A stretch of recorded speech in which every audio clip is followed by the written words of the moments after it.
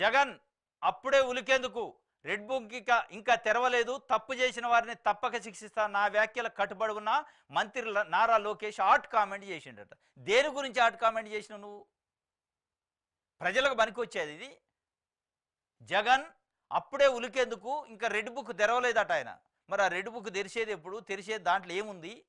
ఎవడన్నా మెడకాయ మీద తలకాయ ఉన్నాడు ఈ రెడ్ బుక్కులు, బ్లూ బుక్కులు, పింక్ బుక్కులు రాసుకునేది. మీరు పాదయాత్ర చేసి యువగళమా ఏదో పెట్టిండు, యువగళం పేరుతో పాదయాత్ర చేసినావు. దేనికోసం పాదయాత్ర? ప్రజల కోసం, ప్రజా సమస్యలు వినటానికి కదా నువ్వు పాదయాత్ర చేసింది. రెడ్ బుక్లో ఎవడోడిని పొడవాలి, ఎవడోడిని చంపాలి, ఎవడోడిని జైల్లో పెట్టాలని రాసుకోవడానికా? ఎవడన్నా రాజకీయ నాయకుడు విజ్ఞత ఉన్నోడు మెడకాయ మీద తలకాయ ఉన్నాడు ఏం రాసుకోవాలా బుక్ అంటే? ఏ జిల్లాలో, ఏ మండలంలో ఏ సమస్యలు ఉన్నాయి, ప్రజలు ఏం చెప్పారు, నాకు వినతులు ఇచ్చారు, దానిపైన నేను అధికారంలోకి వస్తే ఏం చేస్తా అనేది రాసుకోవాలి. దాన్ని ప్రజల బుక్ అంటారు. మీరు రాయాల్సిన రెడ్ బుక్లు కాదు, ప్రజల బుక్ రాయాలి, ప్రజా సమస్యల పుస్తకం రాయాలి. మీరు ఆ ప్రజా సమస్యల పుస్తకం అధికారంలోకి వచ్చాక తెరిచి చూడాలి. ఏ జిల్లాలో, ఏ మండలంలో నాకు ప్రజలు ఏం చెప్పారు సమస్యలు, వాటిని ఎట్లా పరిష్కరించాలని చూడాలి. విజ్ఞత ఉన్న రాజకీయ నాయకుడు, నిజమైన రాజకీయ నాయకుడు, నిజమైన ప్రజాసేవకుడు అయితే. మీరు ఇంకా రెడ్ బుక్ తెరవలా. నువ్వు రెడ్ బుక్ తెరితేంది, మూర్తింది. నువ్వు చేయాల్సింది యువగాళంలో నువ్వు ఏం కనిపెట్టినావు, ప్రజల సమస్యలు, వాటిని ఏం చేస్తానో చెప్పు.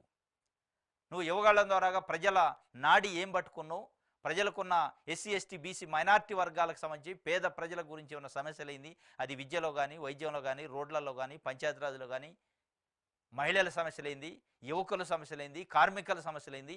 వాటిని రికగ్నైజ్ చేయడానికి ప్రజలు ఏదైనా పాదయాత్ర ప్రజానాయకులు, ప్రజల రాజకీయాల్లో ఉన్న నాయకులు చేసేది పాదయాత్ర దేనికి?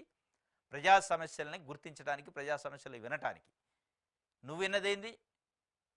టైంపాస్కి పాదయాత్ర చేసి రెడ్ బుక్లో రాసుకున్నారా మీరు అనేది? ఇలా 5 కోట్ల మంది ప్రజలు మిమ్మల్ని అడుగుతున్నారు. మీ రెడ్ బుక్కుల కోసం, మీ రెడ్ బుక్లో ఉన్న కక్ష సాధింపుల రాజ్యాంగం కోసం మిమ్మల్ని ఎన్నుకోలేదు. మా సమస్యలు వినటానికి మా దగ్గరకు వచ్చినామేమో అనుకున్నాం, మా సమస్యలు చెప్పినాం. ఆ సమస్యల తాలూకా పుస్తకం ఎక్కడ ఉందని ఆయన అడుగుతున్నారు మిమ్మల్ని. అది తీయండి. మీరు చూసినా, మీరు విన్నా, మీకు ఇచ్చిన వినతి పత్రాలకు సంబంధించిన రెడ్ బుక్, ఆ బుక్ తీయండి, ప్రజల సమస్యల పుస్తకాన్ని. మీరు ప్రజా సమస్యల పుస్తకాన్ని వదిలిపెట్టి రెడ్ బుక్ తీస్తా ఇంకా తీయలే. అప్పుడే ఊరికెందుకు? నేను శిక్షిస్తే శిక్షించుకో, జైలు వేసుకో, ఏదన్నా వేసుకో. ప్రజల సమస్యలు నువ్వేమన్నావు, ఏం చేస్తున్నావు అది చెప్పాలి. తన వద్ద ఉన్న రెడ్ బుక్ను తెరవకుండానే జగన్ ఉలిక్కి పడుతున్నాడు అని ఢిల్లీ వెళ్ళి గగ్గోలు పెడుతున్నారని మంత్రి నారా లోకేష్ ఎద్దేవా చేశారు. నా వద్ద రెడ్ బుక్ ఉందని నేను స్వయంగా 90 సభల్లో చెప్పాను. తప్పు చేసిన వారిని పేర్లను ఈ పుస్తకంలో నమోదు చేశాం, వారిని చట్ట ప్రకారం శిక్షిస్తామని చేసిన వ్యాఖ్యలకు నేను కట్టుబడి ఉన్నాను అని లోకేష్ తేల్చి చెప్పారు. అధికారంలో ఉన్న 5 ఏళ్లలో కేవలం 2 ప్రెస్ మీట్లు పెట్టిన జగన్ అధికారం కోల్పోయిన 50 రోజుల్లోనే 5 సార్లు మీడియా సమావేశాలు పెట్టారని చెప్పారు. జగన్ చెబుతున్న అబద్ధాలను అసెంబ్లీకి వచ్చి చెప్తే తాము వాస్తవాలను అర్థమయ్యేలా వివరిస్తామని అన్నారు నారా లోకేష్ గారు. 90 సభల్లో చెప్పిండట. రెడ్ బుక్లో పేర్లు రాసుకుంటున్నా, ఒక్కొక్కటి సంగతి చూస్తా, ఒక్కొక్కటి తాట తీస్తా, పొడుస్తా, చంపుతా అని. 90 సభల్లో మీరు అయి కాదు గుర్తించాల్సింది. 90 సభల్లో మీరు ఏ ప్రజా సమస్యల్ని గుర్తించారు, ఏ ప్రజా సమస్యలకు ఎట్లాంటి పరిష్కారం కనిపెట్టాలి, ప్రభుత్వ పరంగా ఏం పరిష్కారం చూపాలనో ఏమన్నా రాశారా చెప్పండి. ఇలా 5 కోట్ల మంది ప్రజలు అది కోరుకునేది. మీ 90 సభలు మీ కక్ష సాధింపుల కోసం, మీ శత్రువుల లిస్టు రాసుకోవడానికి మీకు ప్రజలు హారతీయలే, బ్రహ్మరథం పట్టలే. నిస్సిగ్గుగా చెప్తున్నారు. 90 సభల్లో నిజంగానే మీరు గుర్తించిన సమస్యలు చెప్పాలి. ఇవాళ చెప్పట్లే. ఇక నేను రాసుకున్న సంగతి ఏంది, నేను రాసుకున్న పేర్లని వాళ్ళ సంగతి చూస్తా అని బెదిరించే కార్యక్రమం చేస్తాను.